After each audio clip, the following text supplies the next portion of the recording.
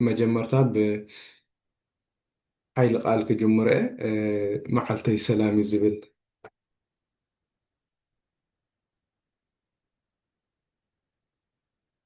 معلتي سلامي.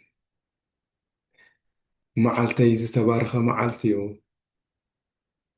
ليتي زتبارخ ليتيو. نقهي زتبارخ نقهيو. مشتي زتبارخ مشتيو. لبي مسجانا زمل أيو. لبي مسجانا زمل أيو. ኣብ ከባቢየ ዘለዉ ሰባት ኩሎም ዝተባረኹ ሰባት እዮም።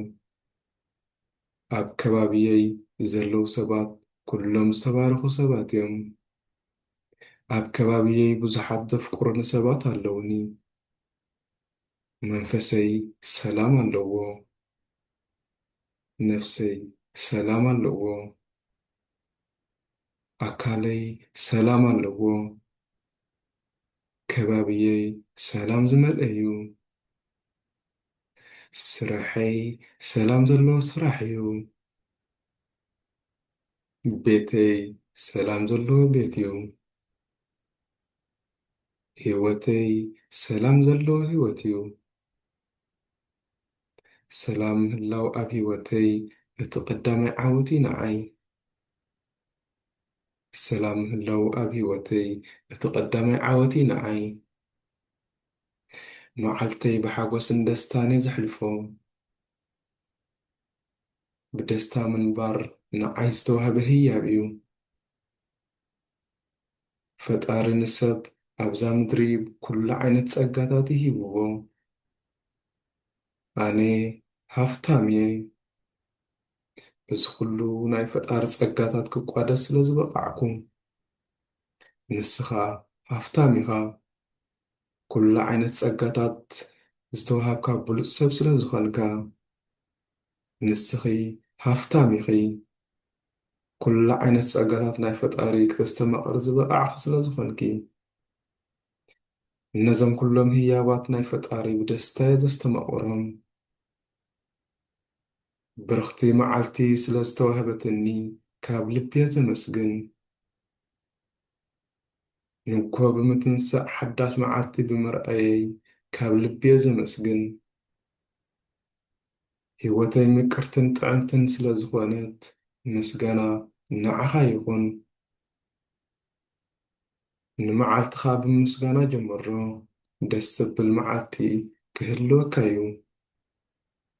ምስጋና ናይ ህይወት ሰላም እዩ ዝህበካ። ኣብ ከባቢየይ ዘሎ ሰላም ብዙሕ ምስጋና እዩ ዘለኒ። ሰላመይ ኣብ ገዛእ ርእሰይ እዩ ዝምርኮስ። ሰላምኪ ኣብ ገዛእ ርእስኺ እዩ ዝምርኮስ። ሰላም ንክህልወካ ኣመስጋኒ ልቢ ምህላው የድሊ። ኣብ ከባቢኻ ዘሎ ጸጋ ናትካ ሃፍቲ እዩ። ብኽፉት ልቢ ጥራሕ ረኣዮ። ከባቢኻ ብንኣኻ ዘድልዩኻ ጸጋታት ዝመልአ እዩ። ዘድልዩኻ ኩሎም እቲ ኣልፋ ኦሜጋ ዝኾነ ፈጣሪኻ ዝሃበካ ስለ ዝኾነ ምስጋና ክፉት ልብን ክፉት ኣእምሮን ናይ ተምሃራይ ልቢ ንክህልወካ ይገብር። ያ ተንኪዩ ኣዝየ የመስግናኩም። እታ ንእሽተይ ዘላ ትምህርትና ክንከይድ ኢና ማለት እዩ። እያ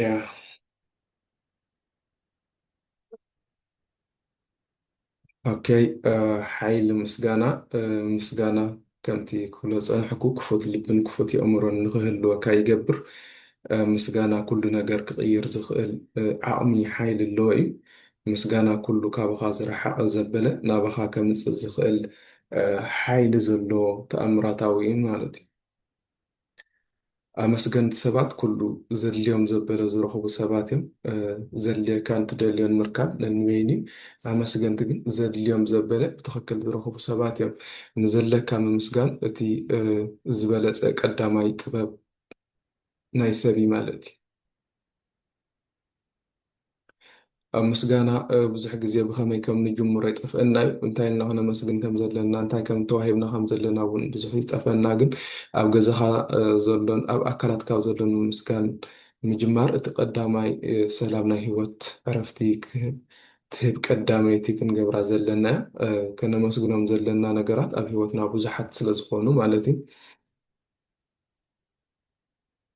ምስጋና ብኸመይ ክጅምሮ ንዝብል ሰብ ብቐለልቲ ነገራት ኢኻ ቀዲምካ ትጅምሮ። እቲ እንዳዓመቕካ ትኸይድ ካብ ብዙሕ ነገር ክተመስግን ብዙሕ ነገር ክትርኢ ብዙሕ ነገር ፀጋታት እ፣ ክትቋደስ ትኽእል ኢኻ። ግን ንመጀመርታ ክንጅምሮም ዘለና ቀለልቲ ነገራት እዮም። መጀመርታ ክትላመድ ዘለካ ማለት እዩ።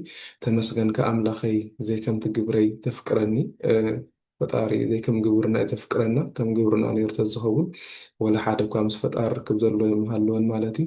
ተመስገንካ ኣነ ውሉድካ ምዃነይ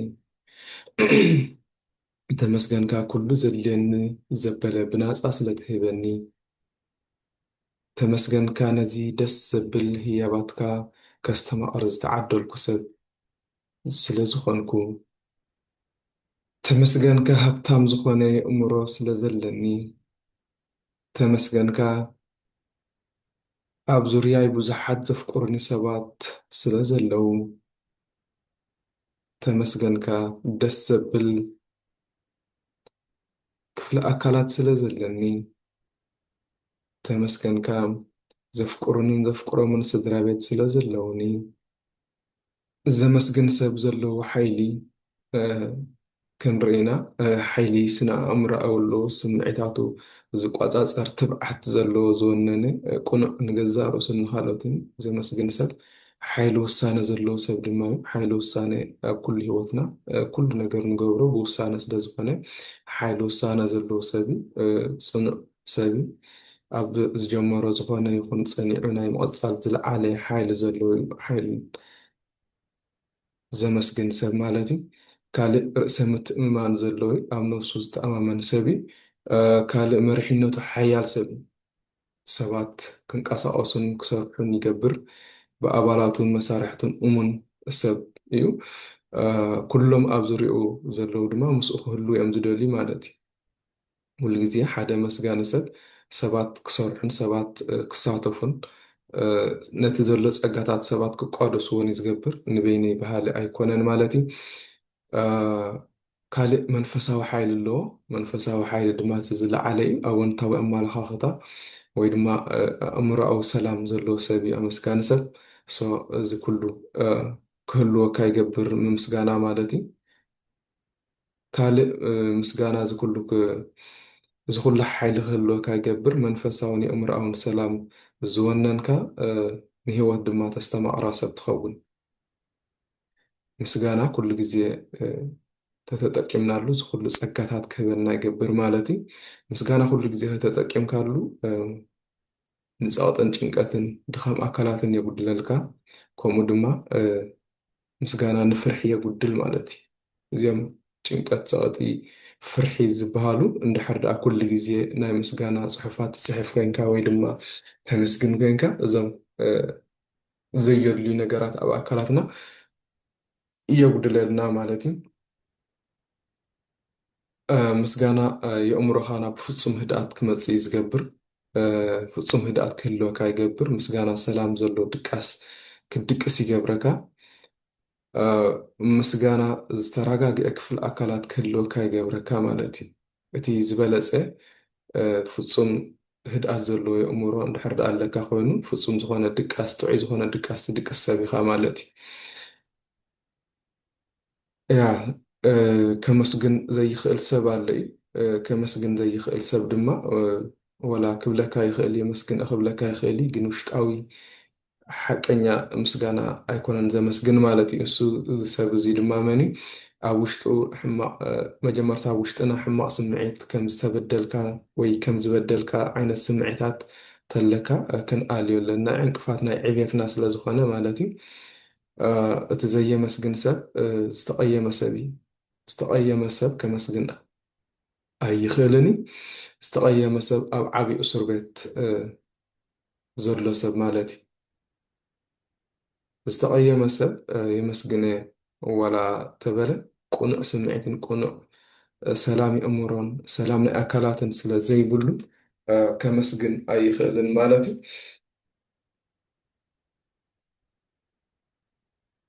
ዝተቐየመ ሰብ ኣብ ክፉት እስር ቤት ዝቀሳቐስ ሰብ ማለት እዩ። ቂምታ ክሳብ ክንደይ ኣዝዩ ሕማቕ ምዃኑ ኩልና ከም ንርድኦ እውን ተመሂርናዮ ኢና። ብዙሕ እውን መምህር ዕቁበት ይምህረና እዩ።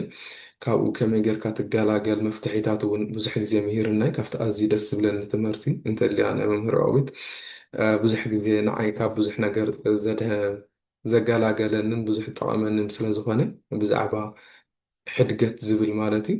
ሶ ስለዚ ዝተቐየመ ሰብ ማለት ኣብ ዓብዪ እስር ቤት ዝቀሳቐስ ሰብ ማለት እዩ። ቀዳምነት ክንገብሮ ዘለና ዝተቐየመ ሰብ ናብ ገዛእ ርእሱ ተመሊሱ ሕድገት ምግባር ንገዛእ ርእሱ እታ ሓንቲ መፍትሒት እያ ማለት እዩ። ሓገዝ ምሕታት ኣብ ቂምታ ብኸመይ ክለቃቅ ከም ዘለዎ ኣብ ትክክለኛ ቦታ ኬድካ ሓገዝ ክትሓትት ኣለካ ማለት እዩ። ሓገዝ ምሕታት እቲ ዝበለፀ እዩ። ኣበይ ትሓትት ግን ምፍላጥ ኣገዳሲ እዩ። ምክንያቱ ሽግራትካ ኣብ ዝኾነ ክዘውዐ የብልካን ኣብ ዝኾነ ተዘሪእካዮ ተራቢሑ ንኣኻ ዘሳቕ ስለዝኾነ ኣበይ ኬድካ ኢኻ ክትሕገዝ ትኽእል ምፍላጥ እቲ ዝበለፀ ስለዝኾነ ማለት እዩ። ምክንያቱ እንድሕር ዳ መሃር እንተሃሊካ ወይ ሓሚምካ ሕክምና ኢኻ ትኸይድ ናበይ ከም ትኸድስ ትፈልጥ ኢኻ። እንድሕር ዳ ቂምታ ሃሊካ እንድሕር ዳ ኣብ ውሽጥኻ ዘይምቹእነት ይስምዐካ ሃልዩ ድማ ኣበይ ከይድካ ክትሕከም ከም ዘለካ ምፍላጥ እቲ ቀዳማይ ኣገዳሲ ነገር እዩ ማለት እዩ። ሶ ያ ሰብ ኣብዝሃለወ ይሃሉ ኩሉ ርክብ ኣለወ እዩ። ሰብ ኣበይ ይፈልጦ እንታይ ንዓይ እንታይ ገይርለይ ገለ ክንብል ኣይን የብልናን። እቲ ሰብ ኩሉ ግዜ ፈጣሪ ኣፍቂሩ ክሳብ ዝፈጠሮ ንስኻ እንታይ ገደሰካ ትፀልኦ? በዓል ፈጣሪ ከፍቂሩ እዩ ፈጢርዎ ነቲ ሰብ ክሳብ ክንድኡ ብሉፅ ገይሩ ፈጢርዎ ክንሱ ኣብ ሰብ እንታይ እተወኒ እንታይ ገደሰኒ ዝብል ኣባህላ ክህል የብልና። ንኣብነት ነዚ ንሕና ንጥቀመሉ ዘለና ዝፈጠሮ ይንፈልጥን ኢና ንፈልጥ ንኸውንና ግን ብዙሓት እዮም። ስለዚ እቲ ናቶም ፍረ እቲ ናቶም በርከት ንሕና ተቋደስቲ ኢና ማለት እዩ። ስለዚ ክነመስግኖም እዩ ዘለና። ኣብ ከባቢና ሰላም ዝህቡና ሰባት ነመስግኖም። እዞም ኩሎም መፃሕፍቲ ድዩ ትምህርቲ ድዩ ቀሪቦም ንሕና ንክንዓቢ ንሕና እቲ ዝበለፀ ሂወት ንክንመርሕ ብዙሕ ነገር ዘበርክቱልና በቲ ንዓና ዝጥዕመና ቋንቋታት ዝፅሕፉልና ክነመስግኖም ይግበአና ምእንቲ ገዛእ ርእስና ክንብል ማለት እዩ። ምስጋና ንካልኦት ዘይኮነ ንገዛእ ርእስኻ ዳኣ እምበር ንካሊእ ኣይኮነን። ኣብነት ምስ ቶማስ ኤዲሰን ርክብ የብለይን ዝብል ሰብ የለን ምናልባት ኣብ ፀላም ዝነብር ተኮይኑ እምበር ሕጂ እቲ ርክብ እዛ ኣነ ኮፍ ኢለላ ዘለኹ ኩርሲ መን ሰሪሕዋ ኣይፈልጥን፣ ግን ይጥቀመላ ኣለኹ ፍርያምኖት እያ ገንዘብ ሂበላ ክብል ይኽእል እዩ። ግን ብከመይ ኮንና ክንሪኦ ዘለና ኣብዝሃለወ ይሃሉ እቲ ንስኻ ተበርክቶ ዘለካ በርከት ኣብዝሃለወ ይሃሉ ሰብ እዩ ዝጥቀመሉ። ስለዚ ኣበይ ይፈልጦ ኢልካ ንሰብ ተኣችም ክትገብር ኣይከኣልኒ። ሰብ ኩሉ ርክብ ኣለዎ ማለት እዩ። ነቶም ሓያላት ዝኾን እምነት ዘለዎም ሓረስቶት ኣመስግኖም። ምስ ሓረስታይ ርክብ ዘይብሉ ሰብ የለን። ብዙሕ ግዜ ግን ኣይነስተውዕለሉን ኢና። እዚ ሎሚ ተደረርናዮ ወይ ድማ ሎሚ ዝቆረስናዮ ሓደ ሓረስታይ ዝዘርኦ እዩ። ስለዚ ምስኡስ ይርክብ ኣለካ እዩ ንሱ ክህሉ ንሱ ጥዒምዎ ክነብር ንሱ ኣብ ፅቡቅ ቦታ ኣብ ፅቡቅ ደረጃ ክህሉ ሲ ናትካ ኩሉ ግዜ ትምኒት ክኸውን ኣሎ ናትካ ድላይ ክኸውን ኣሎ። ስለዚ ክተመስግኖ ዘለካ ማለት እዩ። ነቶም ኣብ ዝተፈላለየ ቦታ ሰላም ንክንህሉ ፀጋ ኣምላኽ ከነስተማቐር ዝፅልዩ ኣቦታትና ኣደታትና ነመስግኖ ኣመስግኖ ናቶም እቲ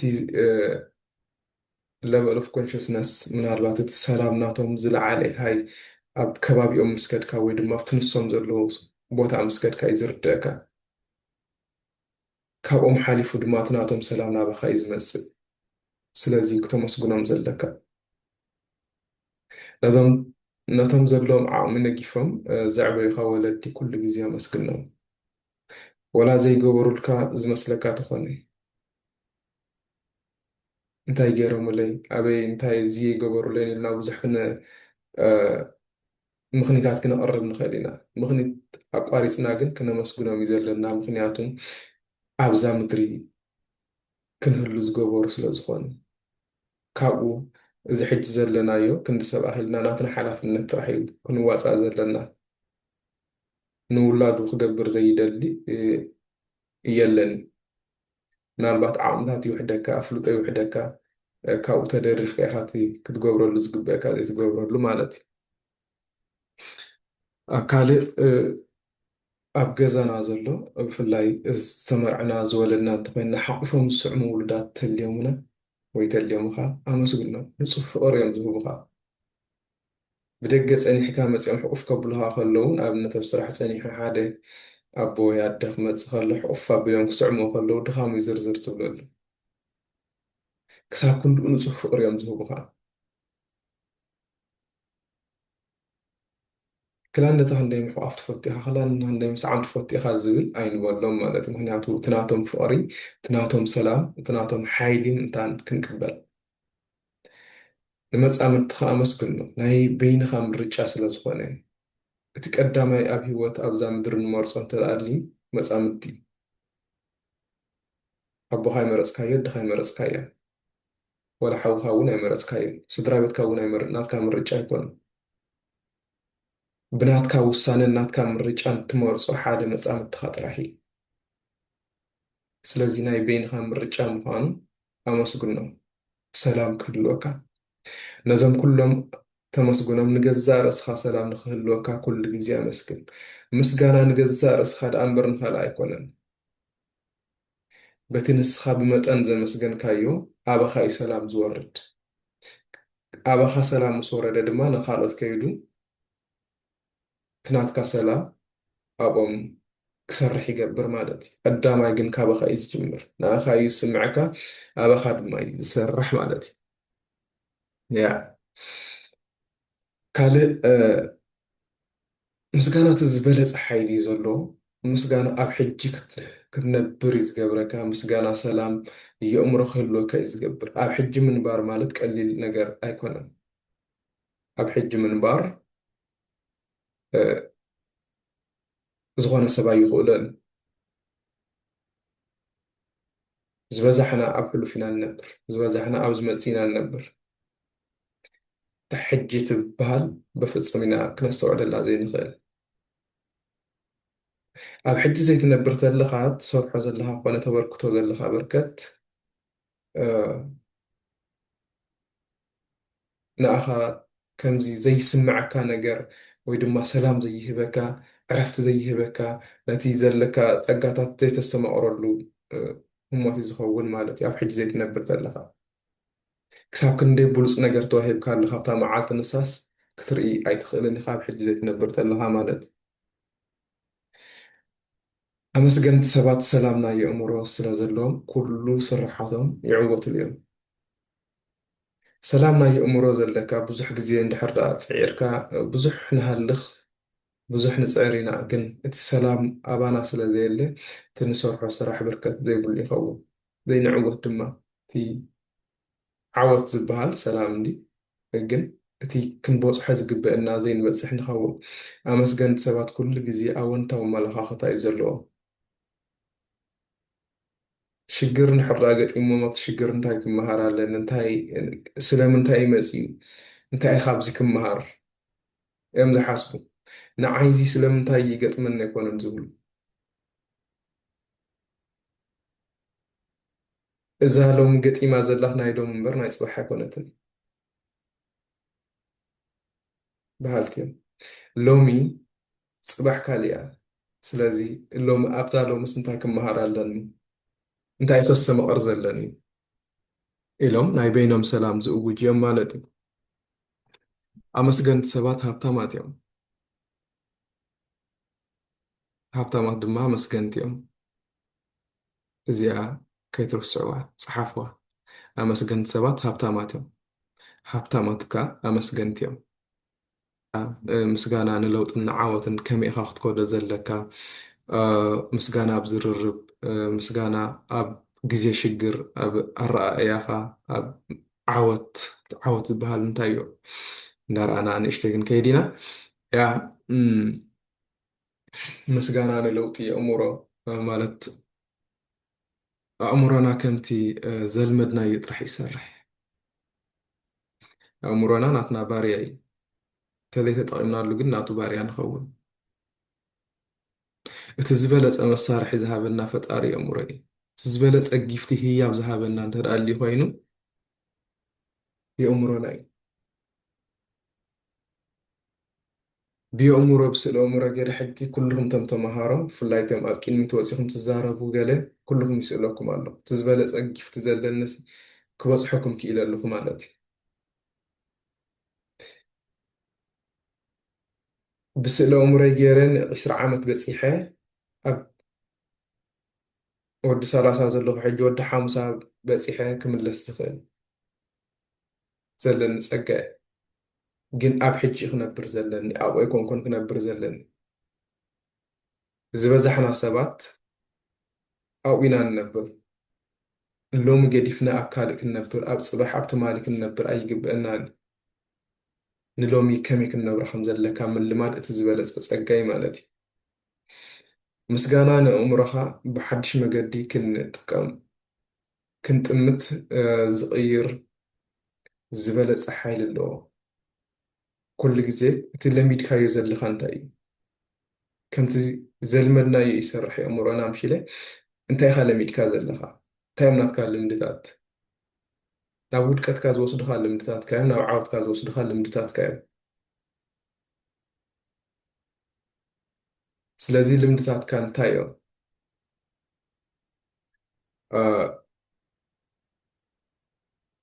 ሶሪ፣ መንፈሳዊ ሓቂ ኣሎ እዩ። ሳይነሳዊ ሓቂ ማለት እዩ። ሳይነሳዊ ሓቂ ድማ መዓልታዊ ምስጋናሲ ከነዘውትር ከለና ኣብ ኣእምሮና ዶፓሚን ዝተባህለ ናይ ሓጎስ ሆርሞናት የፍሪ ማለት እዩ።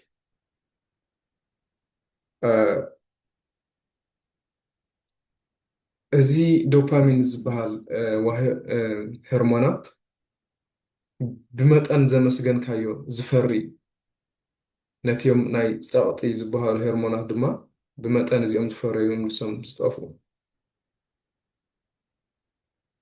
ስለዚ ምስጋና እቲ ዝበለፀ ነገር እዩ ማለት እዩ። ምስጋና ሓጎስ ናባኻ ክውሕዝ እዩ ዝገብር። ደስታ ናባኻ ክውሕዝ እዩ ዝገብር። ዓወት ናባኻ ክመፅእ እዩ ዝገብር። ማግኔት እዩ ማለት እዩ። እቲ ዝበለፀ ማግኔት ዘድልየካ ዘበለ ክስሕበልካ ዝኽእል ምስጋና እዩ። ስለዚ የእምሮና እንታይ ኢና ላሚድናዮ ዘለና? እንታይ እዩ ለሚዱ ዘሎ የእምሮና? ክንፍትሽ ኩልና እቲ ዝበለፀ ንግሆ ተሲእካ እንታይ ኢኻ ትገብር? ቅድሚ ናብ ሶሻል ሚድያ ምእታውካ መፅሓፍ ዲኻ ተንብብ? ቅድሚ ናብ ሶሻል ሚድያ ምእታውካ ንገዛ ርእስኻ ዝጠቅም ምንቅስቃስ ዲኻ ትሰርሕ? ኣስተንትኖ ዲኻ ትሰርሕ? ሜዲቴሽን ዲኻ ትሰርሕ? እንታይ ኢኻ ትሰርሕ? ልክዕ ታልሚድካያ ዘለካ ኣብ ሂወትካ ትስራሕ ማለት እዩ። ያ ምስጋና ግን ያ ብዙሕ ግዜ ለውጢ ማለት እዩ ኣእምሮና ኣብ ሕማቕ ነገራት ጥራሕ ከም ዘተኩር ኮይኑ እዩ ተሃኒፁ። ካብቲ ኣወንታዊ ነገር ኣሉታዊ ነገር እዩ ዘዕብልል። እሱ ድማ ኣይ ቲንክ ድኻታት ሰባት ስለ ዝበዛሕና ኮይኑ ክኸውን ይኽእል እዩ። ድኻ ማለት ካብ ክብርካ ዝጎደልካ ማለት እዩ። ድኻ ማለት ካብቲ ንስኻ ተፈጢርካሉ ዘለካ ብትክክል ዘይምርዳእ ማለት እዩ።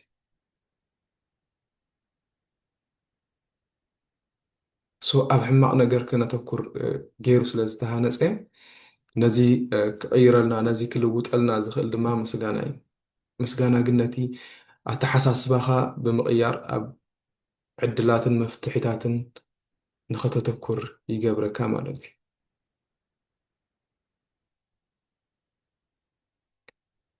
ኣተሓሳስባኻ ክትቅይር እንተደሊኻ ካብ ምስጋና ክትጅምር ኣለካ። ምናልባት እቶም ኣብ ቅድሚት ዝበልክዎም ቂምታት ዘለካ ሓደ ብሕድገት ኢኻ ክትጅምር ዘለካ፣ ካልኣይ ብኣወንታዊ ሓይሊ ቃል፣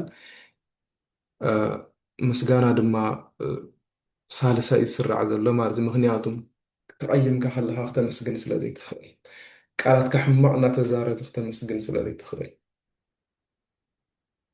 እንድሕር ዳ እዚኦም ኩሎም ሓሊፍካዮም እቲ ለውጢ እቲ ዓወት እቲ ዕብየት ተደሊኻ ብምስጋና ጀሚርካ ክትከይድ ዘለካ ብምስጋና ምስ ጀመርካዮ ኩሉ ናባኻ ይውሕዝ ማለት እዩ ዘድልየካ ዘበለ ትደልዮ ኣዝዩ ብዙሕ እዩ ሰብ ዝደልዮ ብጣዕሚ ብዙሕ ግን ዘድልየካ ነገር ምፍላጥ እቲ ቀዳማይ ዓወት ስለ ዝኾነ ዘድልየካ ዘበለ ናባኻ ይመፅእ እስኻ ድማ ተጠቃሚ ናቱ ትኸውን መዓልታዊ ድማ ክንገብሮ ኣለና ምስጋና ሓንቲ ግዜ መስጊንካ ዝኽየድ ኣይኮነን መዓልታዊ ሂወትና ክንነብሮ ዘለና ነገር ስለ ዝኾነ ኣብ ሎሚ ድማ ክንነብር ስለ ዝገብረካ ነታ ሎሚ ዘላትካ ተዋሂባትካ ዘላ ጊፍቲ ተዋሂባትካ ዘላ ህያብ ብትኽክል ክትጥቀመላ ስለ ዝገብረካ ስለዚ መዓልታዊ ክንገብሮ ይግበአና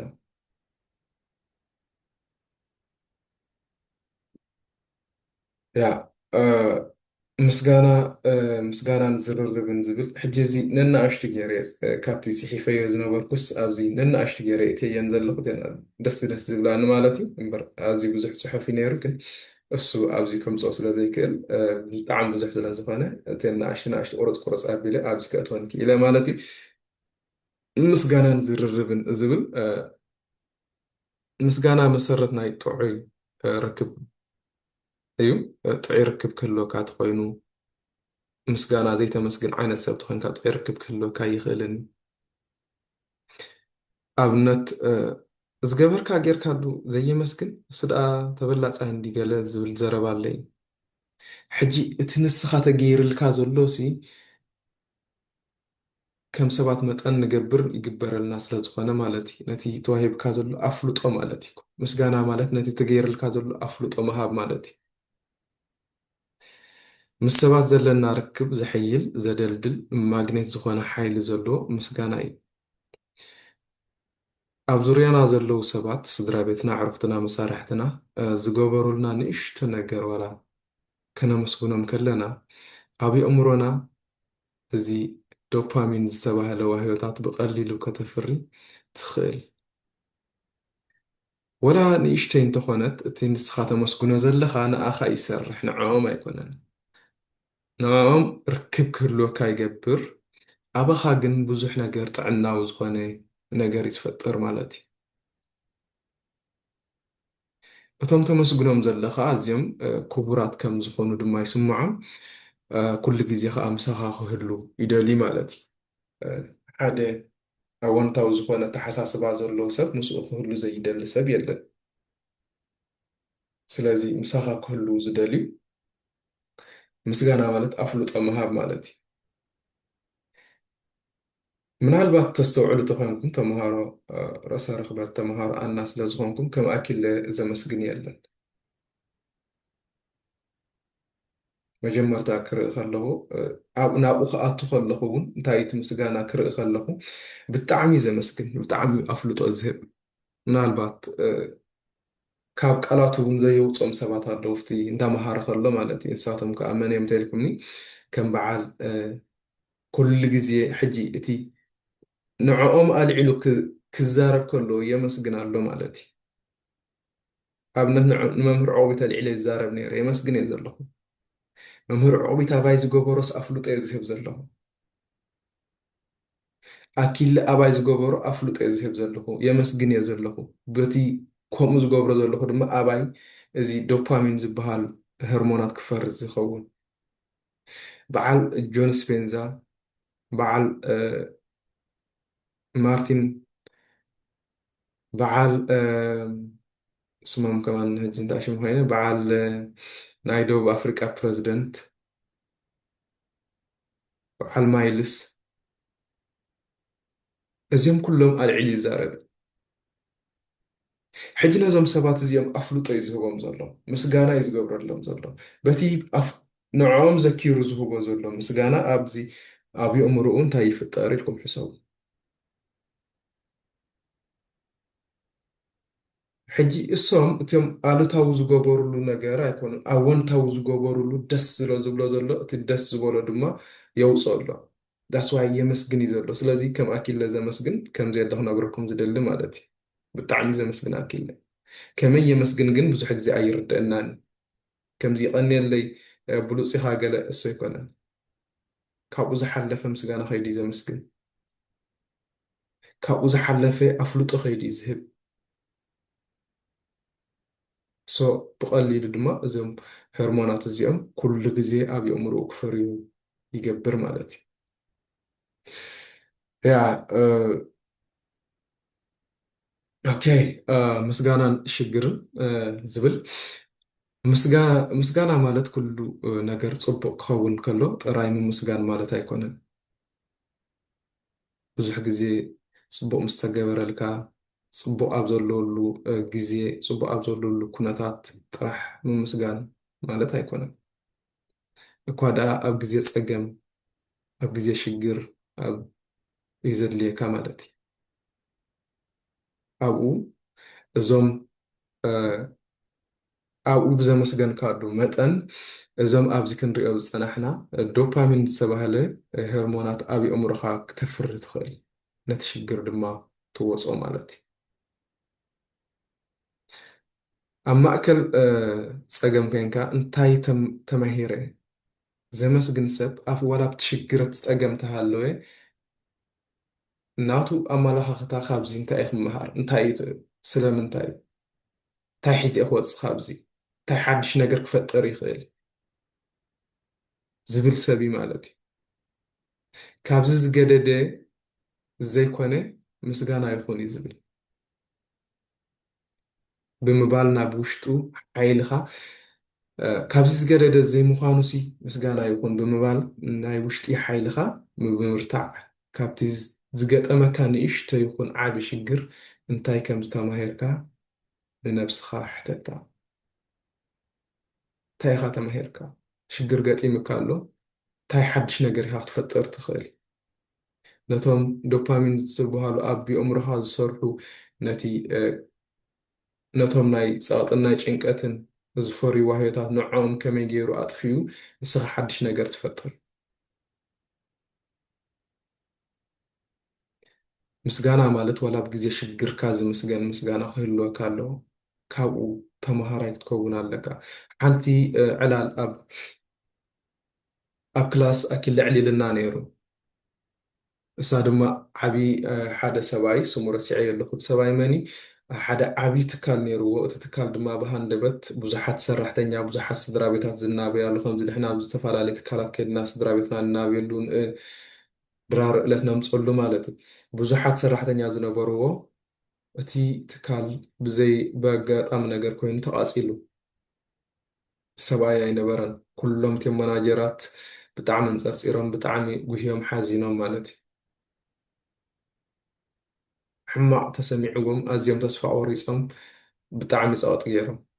ምክንያቱ ዓብይ ትካል ስለ ዝነበረ እዚ ዋና ትካል ምስ መፀ እዚ ሓላፊ ምስ መፀ ግን ምስ ረኣዮ ኣኪቡ ሓድሽ ነገር ንክንፈጥር እሲ ሓድሽ መድረክ ተፈጢሩልና ኣሎ። ስለዚ ከመይ ጌርና ሓድሽ ነገር ክንፈጥር ንኽእል ኢና ክንሓስብ ዘለና እምበር ነዘጋጢሙ ዘሎ ብምምራር ብጭንቀት ክንመልሶ ወላ ሓንቲ ኣይንኽእልን ኢና። ብከምኡ ከዓ ኣይኮነን ዝስራሕ ክብል ተዛሪብዎም ማለት እዩ። እዚ ኩሉ ትካሉ ተቃፂሉ ፈሪሱ ክንሱ ሓድሽ ነገር ንክንሰርሕ እሲ ሓደ መድረክ ተፈጢሩልና ኣሎ ክብል እዩ ተዛሪቡ። ስለዚ እስኻ ኸ ሓድሽ ነገር ኣብ ግዜ ሽግር ትፈጥር ዶ ይትሕቶ ማለት እዩ። ያ ካልእ ተስፋ ምስጋና ነቲ ዘጋጠመካ ፀገም ንክንድኡ ኣይኮነን ነመስግን ማለት እዩ። ንክንኡ ዘይኮንና ነመስግን የግዳስ ነቲ ፀገም ንምስጋር እዩ። ምስጋና ካብቲ ዘጋጠመካ ሽግር ንላዕሊ ሓያል ክትከውን እዩ ዝሕግዝ። ዘድልየና ኣወንታዊ ሓይሊ ንምእካብ ስለ ዝኾነ ማለት እዩ።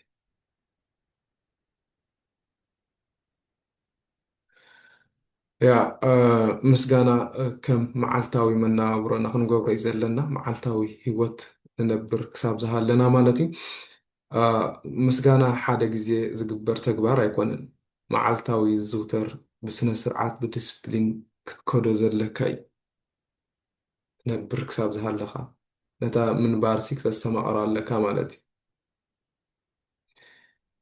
آه، ናይ ንግሆ ልምዲ ዓይንኻ ምስ ከፈትካ ስለ ተሓዳስ መዓልቲ ስለ ትንፋስካ ስለ ስድራ ቤትካ መስግን ነዚ ንመዓልትኻ ሰላም ስለ ዝገብር ሰላም እዩ ዝገብሮ ናይ ምሸት ድማ ቅድሚ ምድቃስካ ኣብታ መዓልቲ ዘጋጠሙኻ ሰለስተ ፅቡቃት ነገራት ዘክር ኣመስግኖ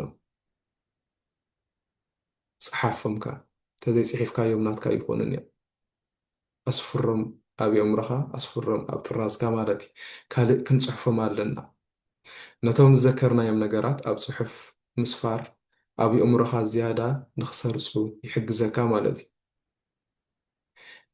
ኣብ መወዳእታ ምስጋና ልምዲ ምስ ኮነ ደስታ ሓጎስ ዓወት ሃብቲ ናትካ ይኮኑ እዞም ናትካ ክኾኑ ትፅዕሮም ሲ ብምስጋና ጀሚርካ በዚ ኣወንታዊ ዝኾነ መለኻኸታ ምስ መፃእካ እዮም ናትካ ጥራሕ ዝኾኑ ስኢሎም ናትካ ክኾኑ ይኽእልን እዮም ማለት እዩ እምበር እዚኦም ኩሎም ኩሉ ሰብ እዩ ዝደልዮም ኩሉኻ ከምኡ ምዃነ ዕዉት ምዃነ ማለት እዩ ካልእ ኣረኣእያኻ ምቕያሪ የእምሮና ኣብቲ ዘይብልናዮ ብዙሕ ግዜ ዘተኩር ምክንያቱ ኣብ ብኣሉታዊ ብሕማቕ ነገር ስለ ተሃኒፁ ዝመፅእ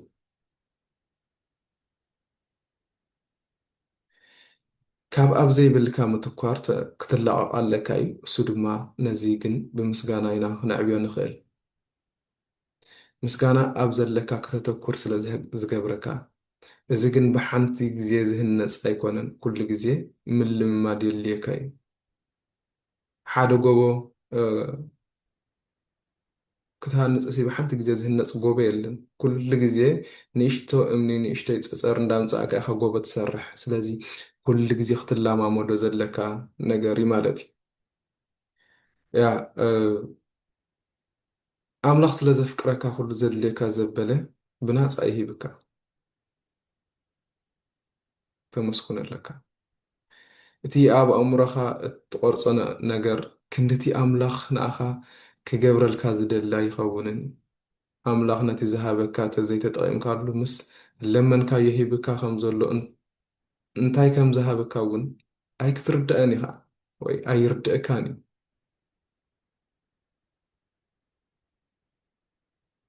ብዙሕ ግዜ ኣብ ክላስ እውን ዳርጋ ተማጊድና ኣላ ነርና ምስ ብርሃነ ሓፍተይ ብልፅቲ ኣብ መፅሓፍ ቅዱስ እሞ ለሙኑ እንዲ ዝብል ከምዚ እንዲ ዝብል ተዋሂብካ እኮ ኢኻ ዘለካ ሓደ ንዝሃብካዮ ኣብነት እሞ እስከ ንጠቀም ሓደ ቆልዓ ንኣብነት ሃበኒ ኢልካ ሂብካዮ ሂብካዮ ከለካ ሃበኒ እንተይልካሲ እንታይ ትብሎ ሂበካ ምሻ ኣለኹ ንሱ ተጠቀመሉ ቀዲምካ ኢኻ ትብሎ ዳስ ዋይ እቲ ተዋሂብና ዘሎ ክንጥቀመሉ ዘለና ማለት እዩ ክንልምን ዘይኮነ ከነመስግን እዩ ዘለና ብዙሕ ነገር ኢና ተዋሂብና ዘለና ንዕኡ ሓደ ነገር ክትልሙኖ ዘለካ ኣሎ ንቕሓት ሕልናኻ ክኽፈት ንዕኡ ክርኢ ዝኽእል ንቕሓት ሕልና ክህልወካ ምልማን የድሊ ማለት እዩ እዚ ግበረለይ እዚ ግበረለይ እዚ ግበረለይ ግን ኩሉ ገይሩልካ እዩ ዘድልየካ ዋላ ሓንቲ የለን ኣብዚ ምድሪ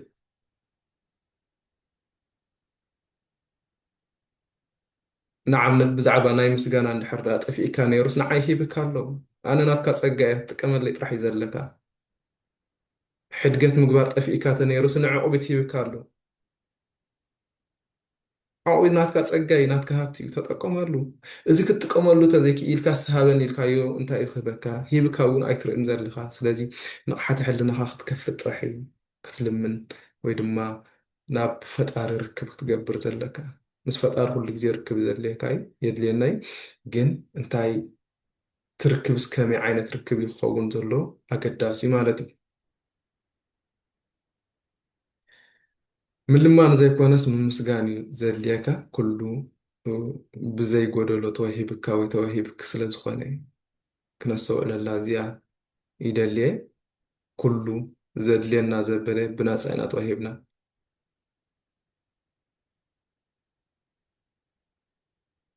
ስለዚ ክንልምን ዘይኮነ ክነመስግን ጥራሕ እዩ ዘለና ማለት እዩ ያ ናብ ምውዳእ ገፅና ኢና ዝበዝሑ ሰባት እንታይ ከም ዝተዋህቡ ከይፈለጡ ኩሉ ግዜ ክልሙን እዮም ዝርከቡ ምልማን ኣቋሪፅካ ኣመስጋኒ ኩን ኩሉ ዘድልየካ ዘበለ ብናፃ ስለ ዝተዋሃብካ ማለት እዩ ምስጋናን ዓወትን ከመይ ነንኣሽቱ ገይረ ከመይ ክነተሓሕዞ ከም ዘለና ብከመይ ክኸይድ ዘለዎ እየ ኣምፂአ እየ ዘለኹ ማለት እዩ። ኣመስገንቲ ሰባት ኣብ ዘድልዮም እዮም ዘድህቡ። እዚ ድማ ዝያዳ ዓድላት ክትርኢ ይሕግዘካ ማለት እዩ። ዓወት ዓወትን ምስጋናን ከም ኢድን ጓንትን እዮም። ዘየመስግን ሰብ ክዕወት ኣይኽእልን እዩ። ወላ ተተዓወተ እውን ቀጻልነት የብሉን ማለት እዩ። ዓወት ማለት ንዘለካ ፀጋ ብግቡእ ምጥቃም እዩ። ንዘለካ ፀጋ ብግቡእ ዝተዋሃበካ ፀጋ ብግቡእ ዘይትጥቀም ተኮይንካ እቲ ናትካ ዓወት ኣይትዕቅቦን ኢኻ ማለት እዩ። ዓወት ማለት ስለምንታይ ከም ተፈጠርካ ምፍላጥ እዩ። ዓወት ማለት ንገዛእ ርእስኻ ምርካብን ምፍላጥን እዩ። ያ እዚ እቲ ናብቲ ንስኻ ደሊኻዮ ዘለካ ከብፅሐካ ዝኽእል ማለት እዩ። ምስጋና ንየእሙሮኻ ካብ ድኽነት ኣውፂኡ ናብ ሃብትን ፀጋን ብቕዓትን የሰጋግረካ። ስለዚ እቲ ዝበለፀ ፀጋ ፈጣሪ ዝሃበካ ተሊ ኣእሙሮኻ ዝበልናዮ ማለት እዩ። ኣመስገንቲ ሰባት ኩሉ ዕድላት ንዕኦም ከም ዘገልግል እዩ እምነቶም። ዝመፀ ሽግር ዝኾነ ዝመፀ ፀገም ዝመፀ ገለሲ ንኣኻ ከም ዘገልግልስ ወይ ድማ ንኣኻ ገለ ዕድላት ከም ዝፈጥር ዲኻ ትግንዘብ ወላስ ሽግር ፀገም ብዙሕ ነገር ኣድራዕ ከም ዝወረደካ? ኣመስገንቲ ሰባት ኣብ ሕጂ እዮም ዝነብሩ ዛስዋ እዮም ነቲ ዝገጠሞም ከም ፀገም ዝበልናዮ ይጥቀሙሉ ማለት እዩ። ስለዚኦም ንሂወት ዘስተማቕርዋ ኩሉ ግዜ ደስታን ሰላምን ወኒኖም ዝነብሩ ሰላም ናይ መንፈስ ድማ ዘለዎም ሰላም ናይ መንፈስ ዘለዎ ሰብ ትዕውት ሰብ ከመይ ጌርካ ናብቲ ሰላም ናይ መንፈስ ትመፅእ ጥራሕ ኢኻ ትስዕር ዘለካ። ስለዚ ኩሎም ዕድላት ንኣኻ እዮም ዘገልግሉ። ኩሎም ዕድላት ናትካ ፀጋ እዮም። ኣብ ከባቢኻ ዘሎ ኩሉ ነገር ሲ ንኣኻ ዝተዋሃበ ፀጋ እዩ። ከመይ ትጥቀመሉ ጥራሕ እቲ ዋና ነገር ማለት እዩ። እዚኣ ኣመስገንቲ ሰባት ሃብታማት እዮም፣ ሃብታማት ድማ ኣመስገንቲ እዮም። እዚኣ ከይትርስዕዋ። ኣመስገንቲ ሰባት ሃብታማት እዮም፣ ሃብታማት ከዓ ኣመስገንቲ እዮም። ሃብቲ ማለት እንታይ ማለት ምዃኑ ናብ መንፈስ ምውራድ ካብ መንፈስ ምንባር ካብኡ ተበጊስካ ድማ ዘለካ ዕድላት ምጥቃም ኢልና ኣለና ማለት እዩ። ያ ምሰናይ ምስጋና ምሳኹም ዘለኹ ኣነ ሓዊኹም ተይድረሰ የቐኒየለይ ኣዝየ